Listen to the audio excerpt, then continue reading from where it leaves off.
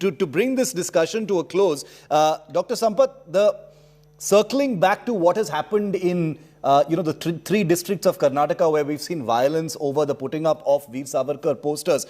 In this particular instance, there has been a kind of face-off between posters of Veer Savarkar versus Tipu Sultan in this instance. I remember in 2018, it was Hanuman versus Tipu Sultan. So there's this nationalist versus bigot kind of narrative that's taking place using these posters now. What do you think of that? I mean, what would you say about this Savarkar versus Tipu Sultan kind of suggestion that's being made, especially in Shivamogga?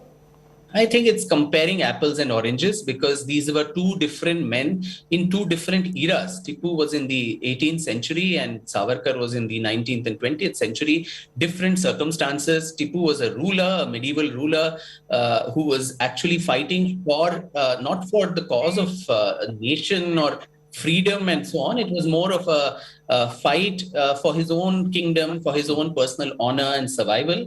No doubt a brave soldier, but then someone who was killed and martyred in the Fourth Anglo-Mysore War.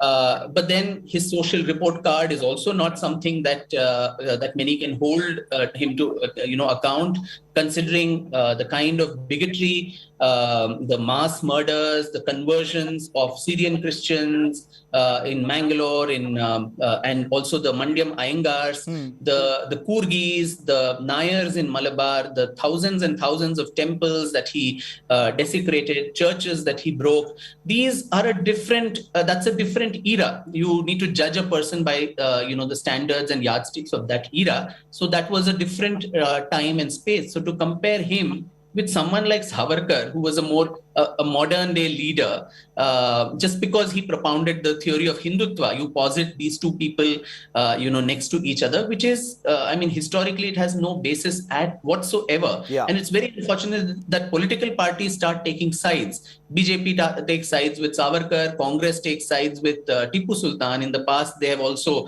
in my state, commemorated Tipu Jayanti and so on, much to the chagrin of many of the people here. People in various parts of Karnataka came out in protest, not inspired by BJP or RSS or anybody else. It was the genuine anger that still exists. The Mandyam Iyengars to this day do not celebrate Deepavali because 600 of their family, men, women and children, were hung to trees and killed by Tipu on Deepavali. So even today, Diwali is celebrated as a day of Shraddh and mourning by them. So these are also live histories, folk tales, which still abound. In spite of that, for political reasons, for appeasement politics, just to ensure you get the support of a particular community, you don't have to get an icon from that same community. Certainly not a bigot. The same Karnataka also has a Santa Shishunal Sharifa, who's a saint who could be used as an icon for any community. Tipu is probably the Aurangzeb of the South, and he need not be posited as a leader for any community just to get their support or votes. So what we are seeing in Karnataka, I think, is an ugly, misuse of history for contemporary political purposes and for electoral gains. And that is extremely unfortunate. We are doing disservice to the legacies of, I think, both Tipu Sultan as well as Veer Savarkar.